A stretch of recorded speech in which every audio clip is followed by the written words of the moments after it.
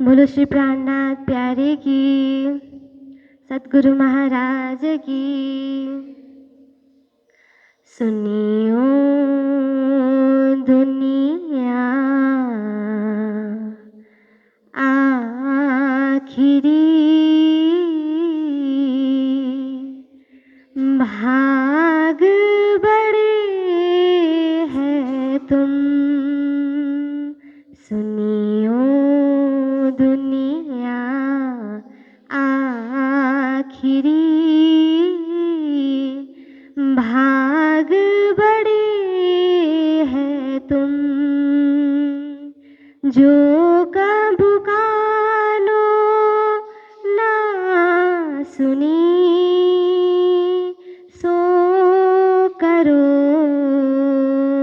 दीदार खसम। सुनियो दुनिया आखिरी,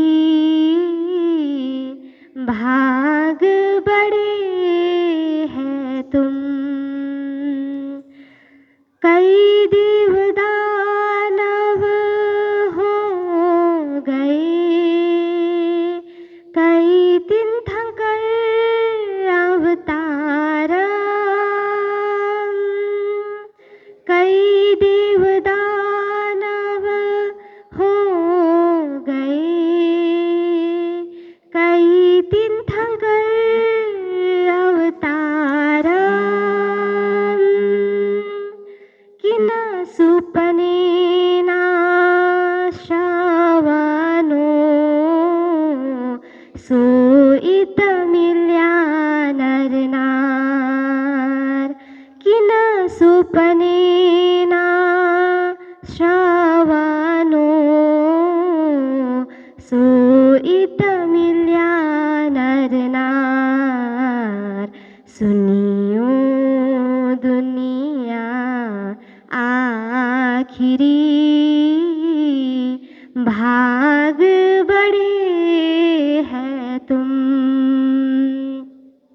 14 तबक के खावन, कर कर गए उपाय। 14 तबक के खावंद, कर कर गए उपाय। तिता परदा सबन पर, सोईत दिया उड़ाए। तिता परदा सबन पर, सोईत दिया उड़ाए। सुनियो दुनिया आखिरी, भाग बड़े हैं तुम। सुनियो दुनिया आखिरी, भाग बड़े हैं तुम। जो कभू कानो ना सुनी, सो करो दीदार खसम। सुनियो दुनिया आखिरी, भाग बड़े हैं तुम। भाग बड़े हैं तुम, भाग बड़े हैं तुम। बोलो श्री प्राणनाथ प्यारे की। या विध मेला पियो का, पीछे न्यारे नहीं रही नदी न। जल में नहाइए कोरे रहिए, जागिए माहे सुपन्न, जागिए माहे सुपन्न। बोलो कृष्ण कन्हैया लाल की, श्री निजानंद स्वामी की, श्री प्राणनाथ प्यारे की, महारानी बाईजुराज की, महाराजा छत्रसाल की, गुरुजी मंगलदास महाराज की, श्री कृष्ण प्रणामी धर्म की, तीनों पुरी धाम की, सर्व सुंदर साथ की, या सुपनते सुख उपजो प्रणाम। उपस्थित धर्मप्राण शिरोमणि सुंदर साथ जी, माताएं, बहनें, भाइयों, जीवन एक उत्तम अवसर है श्रेष्ठ बनने का, श्रेष्ठ करने का और श्रेष्ठ को पाने का। देखिए, उत्तम से उत्तम, श्रेष्ठ का मतलब उत्तम। हम उत्तम बने, गुणों से, स्वभाव से, लक्षण से, सोच से, विचार से हम उत्तम बने। इसके लिए खुद को साधना होगा। कोई आकर के हमको उत्तम बना करके जाएगा, ऐसी बात नहीं है। गुरुजन तो शिक्षा देते हैं, मार्ग निर्देश करते हैं कि अच्छे बनो, अच्छे बनो। माता पिता भी कभी कभी कहते हैं कि तुम अच्छे बनो, पर अच्छे बनना अपने ही हाथ में है।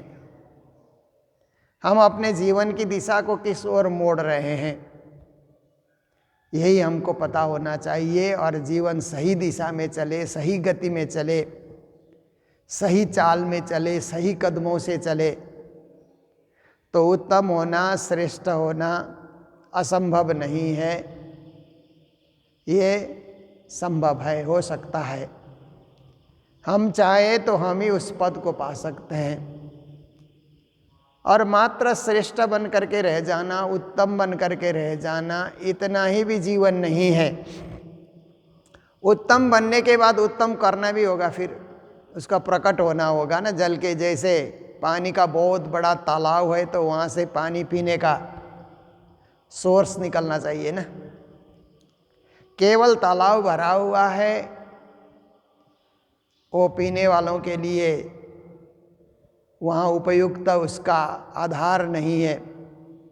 पानी जब प्रभावमान होता है तो हजारों लोग पीते हैं, लाखों लोग पीते हैं। देखिए, गंगा जी कहाँ से बहती है? गंगोत्री से, गोमुख से। गोमुख तो कोई भाग्यशाली ही जो चल सकते हैं पहाड़ों में, वही पहुँच सकते हैं। गंगोत्री तक यात्री लोग जाते हैं। गोमुख पहला पड़ाव है जहाँ से गंगा प्रकट होती है, फिर गंगोत्री आती है, फिर होते हुए ऋषिकेश, हरिद्वार, और इस प्रकार से बहते बहते इधर पटना आकर के वाराणसी, पटना, ये होते हुए गंगा सागर में जाकर के मिलती है। तो देखिए, उद्गम स्थान, वो उद्गम होने से कितने लोग गंगा नहाते हैं, कितने लोग यमुना में नहाते हैं। यमुनोत्री से वो प्रकट होती है, कितने लोग यमुना में नहाते हैं। गंगा, यमुना, सरस्वती कहते हैं ना। और जहाँ गंगा और यमुना का मिलन होता है, प्रयागराज कहते हैं, संगम, तीर्थराज प्रयाग। हजारों लाखों लोग वहाँ पर नहाते हैं, रोज स्नान करते हैं, संगम का स्नान। कितने, जब से सृष्टि बनी, जब से सनातन हिंदू धर्म का विस्तार हुआ, तब से लोग गंगा यमुना नहाए जा रहे हैं, और आने वाले सृष्टि में भी नहाते ही रहेंगे। इसका कोई अंत नहीं है। जब तक सनातन धर्म इस विश्व में है, सब गंगा यमुना को मानते रहेंगे, पूजते रहेंगे। तो आप देखिए, उद्भव होने से, उद्गम होने से, प्रवाहमान होने से, बहने से, गतिशील बनने से कितनों को लाभ मिलता है। ऐसे ही हम भी उत्तम और श्रेष्ठ बन करके प्रवाहमान हो जाएं। हमारी प्रवाह गतिशील हो, गतिमान हो। जहाँ जाते हैं वहाँ अच्छा करना। जैसे गुरु जी का उदाहरण हम लोग लेते हैं, गुरु महाराज जहाँ भी रहे वहाँ उन्होंने उस स्थान का उत्थान किया, वहाँ के लोगों की जागनी की। नागौर में रहे, मेरता में रहे, अम्बाला में रहे, गंदेवी बलसाड़ में रहे गुरु महाराज, सूरत में रहे, जहाँ रहे, पन्ना धाम में भी रहे। और बाद में घूम फिर करके कालिम्पोंग आए तो केवल कालिम्पोंग के लोगों का उत्थान नहीं किया, फिर सिलीगुड़ी गए, इटहरी गए, भिवानी गए, जुई गए, जहाँ भी गए, बम्बई गए, दिल्ली गए, हैदराबाद गए, जहाँ भी गुरु महाराज गए, प्रवाहमान होने के कारण जो उनमें श्रेष्ठता है, जो उनमें उत्तम गुण है, वो प्रवाहमान होने के कारण हजारों को उनसे दीक्षित होने का, हजारों को उनके गुण का अनुकरण करने का और हजारों को धर्म प्रेमी बनने का, सुंदर साथ बनने का मौका मिला, क्योंकि उन्होंने अपने श्रेष्ठ गुण को जगत के बीच बिछा दिया। जगत वालों को ग्रहण करने के लिए उन्होंने उसको बहा दिया, जैसे गंगा बहती है, नदियाँ बहती है। हिमालय का बर्फ कुछ नहीं काम आता है, बर्फ तो है, बर्फ में पानी भी है, पर जब तक पिघलेगा नहीं तब तक तो वो कुछ काम आता ही नहीं है। बस बर्फ है, इतना दिखने में, बर्फ दिखने में अच्छा लगता है, बर्फीला मुल्क है, बर्फीला पहाड़ है, देखने में अच्छा लगता है, पर उसका स्वाद तब आता है जब वो पिघल करके पानी बन करके लोगों की प्यास को तृप्त करता है, तभी तो उसका आनंद है। ऐसे ही श्रेष्ठ लोग भी बहें, गुणी लोग भी बहें, गुण का प्रभाव डालें जगत में, ज्ञान का प्रभाव डालें, तो उसका बहुत महत्व होता है। तो उत्तम पहले तो बनना होगा, क्योंकि बिना उत्तम बने वो बह नहीं सकता है, उत्तम गुण बिखेर नहीं सकता है। उत्तम बने और उत्तम करें और उत्तम को पाएं, श्रेष्ठ बने, श्रेष्ठ करें और श्रेष्ठ को पाएं। श्रेष्ठ क्या है? परब्रह्म परमात्मा है, उनसे श्रेष्ठ, उनसे उत्तम, उत्तम पुरुष कहा जाता है ना, उत्तमा पुरुषस्त्वन्य, गीता में भी कहा।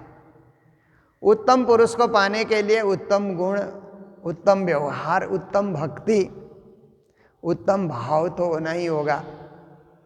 भाव नहीं तो भक्ति नहीं, भक्ति नहीं तो मुक्ति नहीं, कहते ना। तो ऐसे ऐसे गुणों को बटोरना और गुण को काम में लेना, गुणों से जाग जाना और गुण रूप परमात्मा में जाकर के उनके चरणों में आत्मा को पहुंचा देना, यही हमारा परम कर्तव्य है, परम धर्म है, हमारा परम लक्ष्य है और परम साधना है। तो हम सब लोग मंगलधाम में बैठ कर के भी यही कार्य जीवन में करते जा रहे हैं, जीवन को गतिमान बना रहे हैं। देह जीव संवाद का वही प्रसंग चलता आ रहा है, कल तक ये प्रसंग चलेगा। तो आज की चौपाई में श्री जी महाराज कहते हैं, या सुपनते सुख उपजो, जो जाग के कीजे विचार। कहते हैं संसार स्वप्न रूप तो है, वास्तव में इसको अनुभव किया जाए तो जगत स्वप्नवत है, पर स्वप्न से भी सुख मिलता है ना। कुछ कुछ स्वप्न कभी रात को ऐसे आते हैं, दिन भर खुशी मिलती है अच्छे स्वप्न आने से। उस स्वप्न को याद कर कर के हम लोग खुश हो जाते हैं, बढ़िया स्वप्न आया, गजब का स्वप्न आया। कभी स्वप्न में राज्य के दर्शन हो तो कई दिन तक भूलेंगे भी नहीं। फिर कोई तीर्थ के दर्शन हो, कोई महोत्सव का दर्शन हो, स्वप्न में बहुत कम आते हैं ऐसे स्वप्न। दुनिया वाले ज़्यादा आते हैं, क्योंकि हमारा ज़्यादा समय दुनिया वालों के चिंतन में बीतता है, राज्य के चिंतन में कम समय बीतता है। पर कभी कभार आ जाए राज्य, स्वप्न में आ जाए, या ऐसे कोई अच्छा दृश्य स्वप्न में आ जाए तो उसकी खुशी बड़े दिनों तक बनी रहती है। और स्वप्न बुरा आ जाए तो उसका दुख भी सताता है, ऐसा स्वप्न क्यों आया, क्यों आया। हम सोचते रहेंगे, विचार करते रहेंगे। पर स्वप्न का भी सुख लेना, श्री जी महाराज कहते हैं जैसे कल कहा ना, जागिए माहे सुपन्ना, स्वप्न में से जागना, स्वप्न में ही जागना, स्वप्न का भी सुख लेना। मतलब ये शरीर स्वप्नवत है, आज दिख रहा है परंतु एक दिन लोप हो जाएगा, शरीर अदृश्य हो जाएगा। अदृश्य कैसे होगा कि गतिहीन होने के बाद उसको भस्म कर दिया जाएगा, जला दिया जाएगा, दफना दिया जाएगा। तो जब तक शरीर है, इस शरीर का लाभ उठाना है। शरीर के द्वारा हम परिक्रमा करते रहे तो शरीर से लाभ मिला हमको। नाम राज्य का जप रहे हैं, आत्मा सक्रिय हो रही है, परंतु सहयोग शरीर कर रहा है ना, कदम कदम आगे बढ़ाने के लिए शरीर हमको सहयोग कर रहा है। और हम परिक्रमा किए जा रहे हैं तो शरीर का कितना बड़ा लाभ हमको मिला। हम माला जपते हैं तो देखिए हमारी उंगलियां एक एक दाने को घुमाती है ना, तो स्वप्न से हमको राज्य को भजने का सुख मिल रहा है। इसी शरीर से भोग व्यंजन बनाए तो शरीर कितना राज्य की सेवा में अर्पित हुआ। इसी शरीर से हम साफ सफाई करें, मंदिर की सुंदर बनाएं अपने मंदिर को, घर को, मंदिर को, वो भी स्वप्न से लाभ लेने वाली बात है। तो इस शरीर से बहुत कुछ लाभ लिया जा सकता है। तीर्थ दर्शन करने गए तो भी इस स्वप्न रूप शरीर से आपको लाभ मिला। तो शरीर कहता है मेरा लाभ उठाओ, मैं हूँ तो मेरा काम लो, कुछ काम मेरे से ले लो। मैं तो काम करने के लिए, काम देने के लिए, आपके सहयोगी बनने के लिए मैं आया हूँ। मुझे व्यर्थ मत छोड़ो, ऐसे मुझे निकम्मा बना करके मत रखो। मेरे को कुछ न कुछ काम देते रहो और मेरे से फ़ायदा उठाते रहो, क्योंकि मैं सुख देने के लिए आया हूँ, दुख देने के लिए नहीं आया हूँ। मेरा लक्ष्य है सुख देना। या सुपनते सुखोपजो, जो जाग के कीजिए विचार। पर आत्मा जागृत हो तो ही तो शरीर को सेवा कार्य में लगाया जाएगा। आत्मा सुसुप्त अवस्था में है तो शरीर को ही एकदम निरर्थक बना करके कोई काम नहीं करना। कभी कभी कुछ लोगों से ऐसा होता है, सुबह उठने से सोने तक कोई काम हुआ ही नहीं, एक भी काम नहीं हुआ, घर का भी नहीं हुआ, परिवार का भी नहीं हुआ, समाज का भी नहीं हुआ, राष्ट्र का भी नहीं हुआ, देश का भी नहीं हुआ, भक्ति का भी नहीं हुआ। ऐसे दिन बीत जाता है ना। तो रोज सोचना चाहिए कि आज हमने क्या काम किया, आज का दिन हमें राज्य ने दिया, तो आज के दिन को हमने कैसे सफल बनाया, किन किन कामों को करके हमने दिन को सफल बनाया। दिन निरर्थक नहीं जाना चाहिए। फिर ऐसा दिन आगे मिले न मिले कोई ठिकाना नहीं है। तो इस तरह से आत्मा जागृत होने के बाद रोज रोज अच्छे काम हम करेंगे, शुभ काम करेंगे और जीवन को सफल बनाएंगे। आत्म भेली पर आत्म, आत्मा तो परमात्मा पर आत्म के साथ मिली हुई है, मिला देना है। बिछड़ी पड़ी है उसको मिला देना है, उसको अपने परिवार से, उसको अपने घर से, उसको अपने मूल से मिला देना है।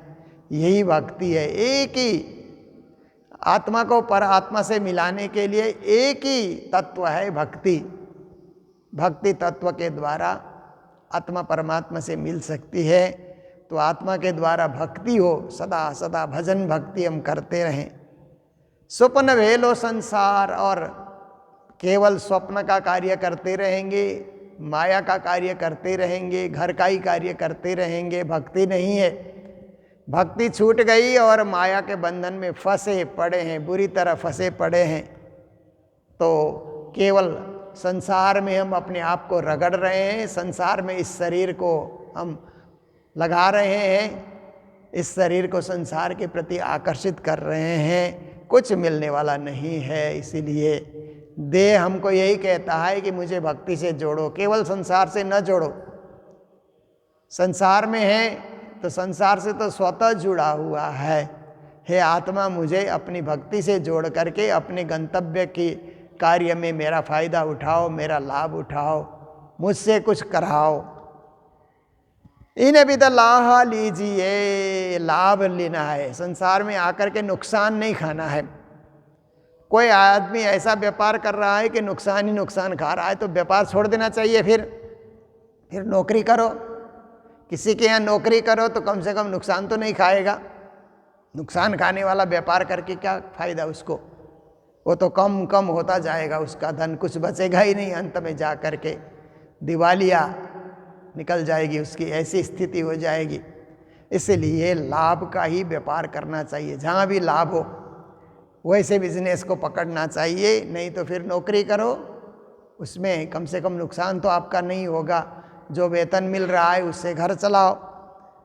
तो जीवन का भी लाभ लेना, शरीर का भी लाभ लेना, अवसर का भी लाभ लेना, समय का भी लाभ लेना, या भी दलाहा लीजिए, इसका लाभ लेना है। अनमिलती कार्य यूं, ऐसे आत्मा और शरीर का मेल नहीं है। गुणों को मिला करके देखें ना, तो आत्मा में सच्चिदानंद गुण है, शरीर में असत जड़ दुख ये स्वभाव है। तो दोनों का मेल नहीं है। जहाँ प्रकाश है अंधेरा नहीं, जहाँ अंधेरा है वहाँ प्रकाश नहीं है। दोनों का क्या मेल है? अंधेरे और प्रकाश का कोई मेल है नहीं। सच और झूठ का भी कोई मेल नहीं होता है। जहाँ सच होता है वहाँ झूठ नहीं होता, जहाँ झूठ है वहाँ सच नहीं होता है। तो ऐसे करके अनमिलती, शरीर और आत्मा का स्वभाव मिलता नहीं है, परंतु राज्य ने मिला दिया। राज्य ने ऐसा खेल रचा कि नहीं मिलने वाले को भी मिला दिया, इकट्ठा बैठा दिया। कभी कभी क्या होता है कि हम लोग ट्रेन से यात्रा करते हैं ना, तो सामने की सीट में ऐसे लोग मिलते हैं कि उनसे कभी मिलने की इच्छा ही नहीं होती है, बात करने की इच्छा भी नहीं होती है, पर यात्रा करनी है तो हम मेल बना लेते हैं। क्या करें, अब इन्हीं के साथ यात्रा करनी है, इसीलिए बोलो, बात करो, हंसो, एक दूसरे के साथी बनो, सहयोगी बनो। जब तक यात्रा पूरी नहीं होगी तब तक तो मिल करके ही चलना अच्छा है। द्वेष करके चलना, ईर्षा करके चलना, झगड़ करके चलना, उससे तो यात्रा खराब हो जाएगी और यात्रा में कोई आनंद नहीं आएगा। इसलिए जो आगे पीछे लोग हैं उनसे मिलते जुलते बातें करते हुए यात्रा करो, यात्रा सफल होती है। ऐसे ही से जीवन को केवल कष्ट देने से, कई कई संप्रदाय में, कई कई धर्म में देखिए ना, शरीर को बहुत कष्ट दिया जाता है, शरीर को बहुत सताया जाता है। इतना उपवास रखते हैं कि शरीर एकदम अन्न रहित, ऐसी स्थिति में शरीर हो जाता है। शरीर क्या है कि बिना पेट्रोल की गाड़ी नहीं चलती है। पेट्रोल डाल नहीं रहा है, डीजल नहीं डाल रहा है, गाड़ी खींचे जा रहा है, गाड़ी चलाए जा रहा है, वो कैसे गाड़ी चलेगी? ऐसे ही बिना खाए कई कई उपवास रख करके, तपस्या करके, साधना करके लोग शरीर को कष्ट देते हैं, शरीर को सुखा देते हैं, शरीर के साथ अन्याय करते हैं। तो शरीर कहता है कि हम अनमिलती, मतलब अमेल है। आत्मा, आपके साथ हमारा मेल तो नहीं है, पर मुझे इतना कष्ट भी क्यों देते हो? मेरे साथ होकर के ही तो आप तरोगे, मेरे साथ होकर के ही तो परम पद को पाओगे। मुझे ही सताने लग जाओगे, मुझे ही पीटने लग जाओगे। जिस सीट में बैठ कर के यात्रा करनी है उसी सीट को हम तोड़े जा रहे हैं, उसी सीट को हम अलग अलग रीत से परेशान किए जा रहे हैं। तो ये शरीर को परेशान कभी नहीं करना चाहिए।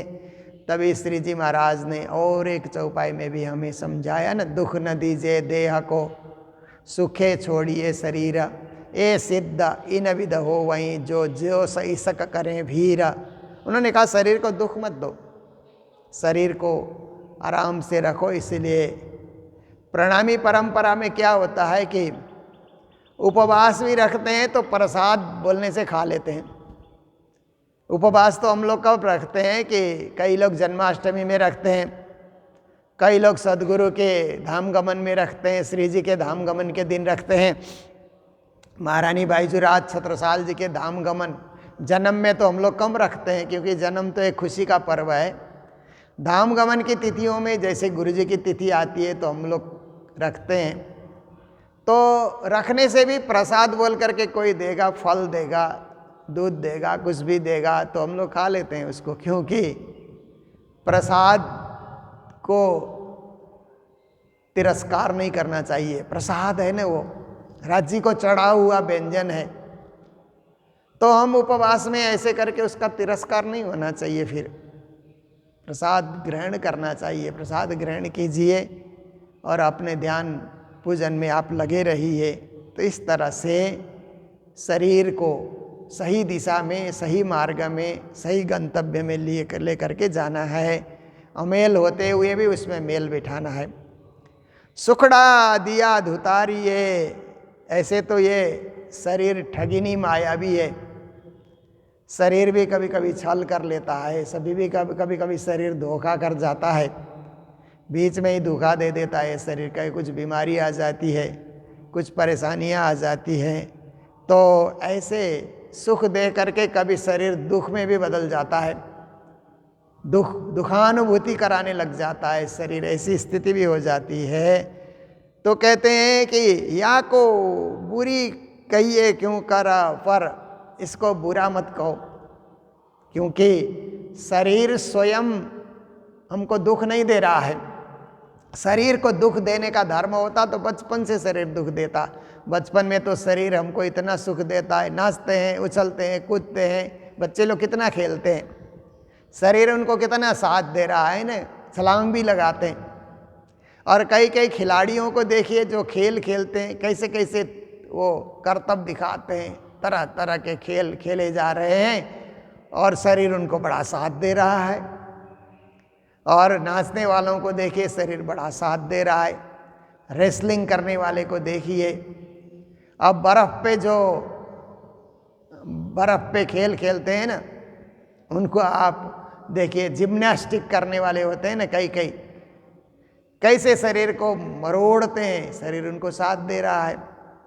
तो ऐसे करके शरीर साथ दे रहा है, शरीर सहयोग कर रहा है। पर एक चीज है कि ये शरीर का भी इसका भी एक समय है ना, एक समय ऐसा आ जाता है कि शरीर भी जीर्ण हो जाता है। फिर शरीर धर्म ऐसा है कि हमेशा जवान नहीं रहेगा, हमेशा बचपन में ये शरीर नहीं रहेगा। एक प्रौढ़ावस्था, वृद्धावस्था जब आती है तो शरीर जीर्ण होने लगता है, उसके अंग अवयव ढीले हो जाते हैं, काम पहले की तरह तीव्रता से नहीं कर पाते हैं, धीरे धीरे ही कर पाते हैं। तो कभी कभी इससे धोखा भी हो जाता है। शरीर के भरोसे हम लोग रहते हैं, परंतु कभी शरीर साथ नहीं देता है तो मन में धोखा रह जाता है, ऐसी स्थिति आ जाती है। पर शरीर कहता है उसके लिए मैं करूं तो क्या करूं, क्योंकि मुझे रचाई ऐसे गया है, छोटा और बड़ा, फिर प्रौढ़ावस्था, फिर वृद्धावस्था, फिर गिरते जाओ, कमजोरी आती जाएगी शरीर में। रचना ही मेरी ऐसी हुई है, तो उसमें शरीर का क्या दोष है। शरीर से गुस्सा आने से, शरीर के साथ क्रोध करने से, शरीर को परेशान करने से, शरीर को गालियां देने से क्या लाभ। कभी कभी कुछ बीमार लोग अपने को ही गालियां निकालते हैं ना, अपने शरीर को ही गालियां निकाल देते हैं, पर ऐसा करने से भी क्या लाभ है।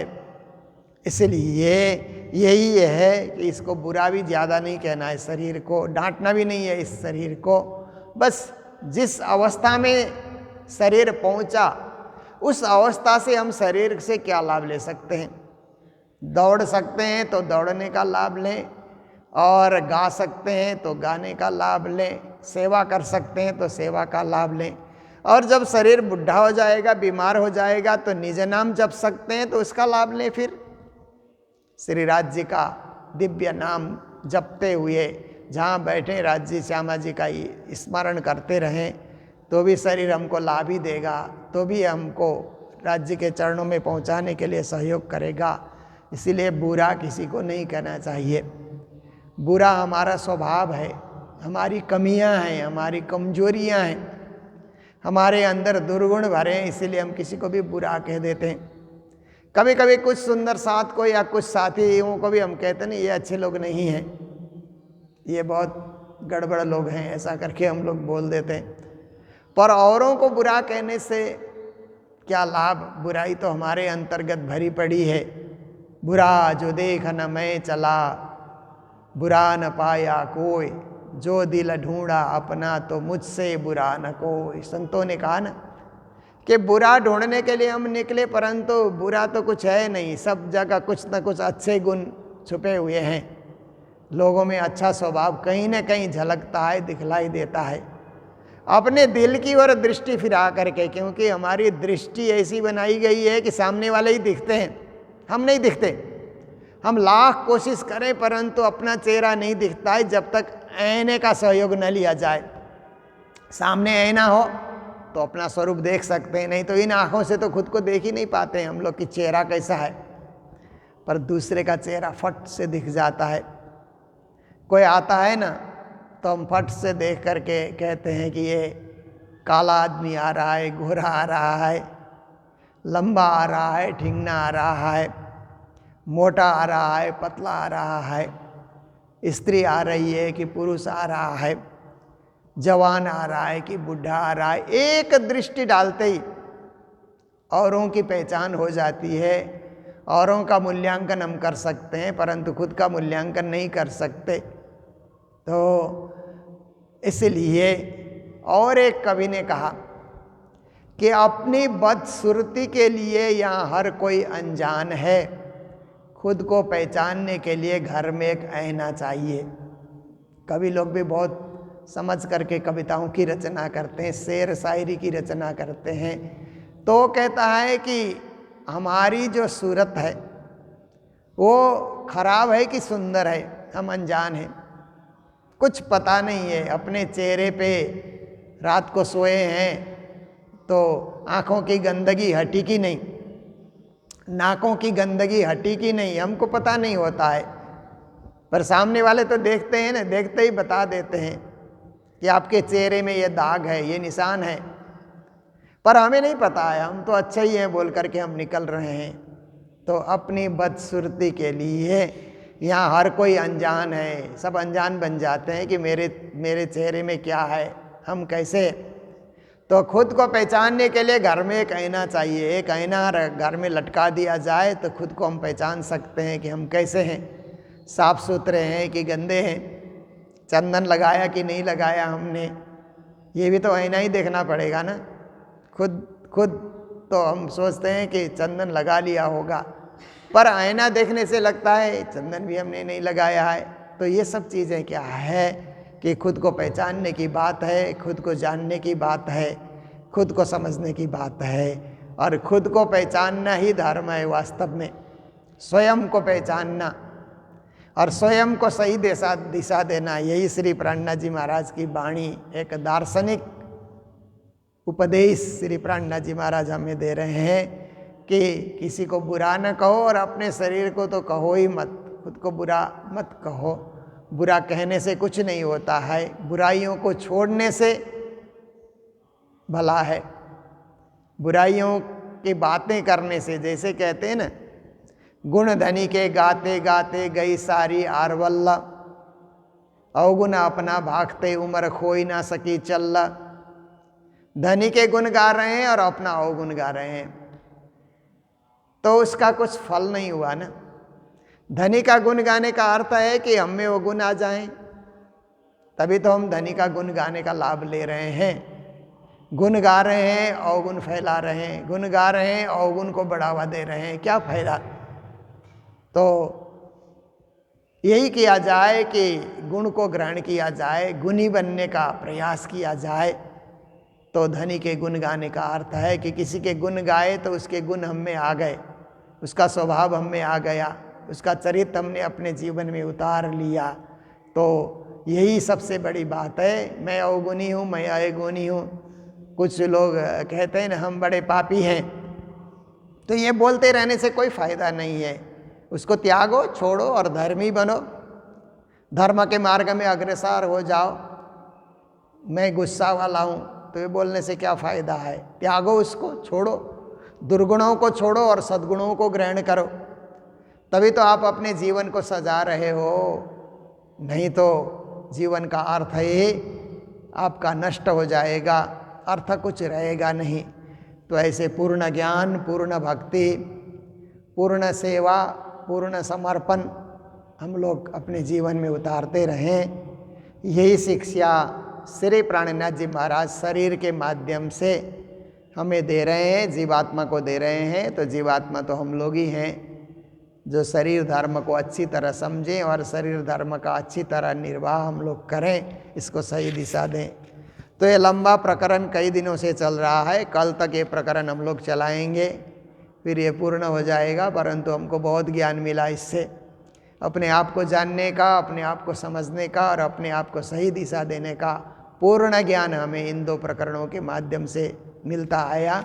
और जो शेष 3 चौपाई बची है वो कल आपके समक्ष रखेंगे। फिर आगे फिर विरह के 6 प्रकरण आते हैं, उनका भी रहस्य खोला जाएगा, उनका भी अर्थ बताया जाएगा।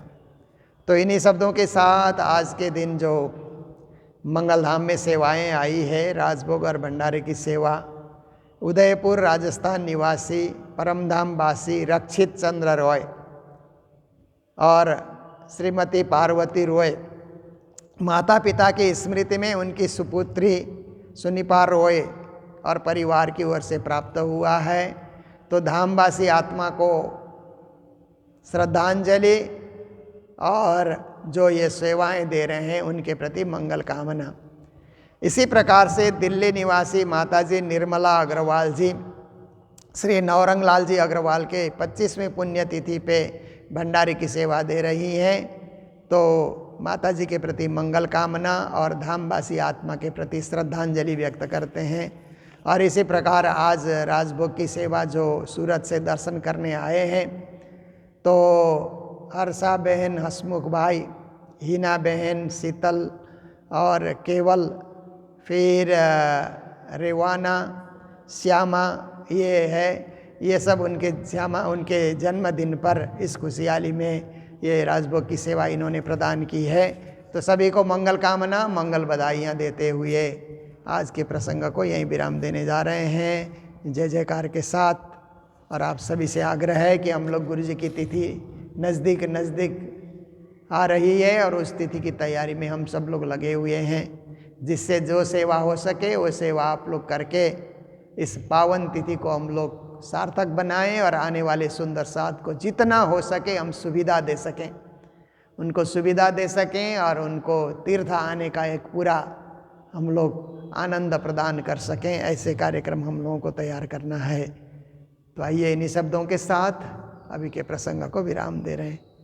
बोलो सतगुरु महाराज की, श्री प्राणनाथ प्यारे की, सर्व सुंदर साथ की, इना बिदलाह लीजिए,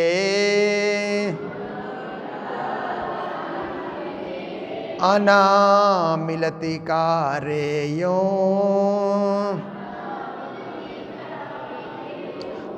सुखड़ा दिया दुतारिए, या को बुरी कहिए क्यों, या को बुरी कहिए क्यों। बोलो श्री प्राणनाथ प्यारे की, श्री धाम के धनी की, प्रणाम।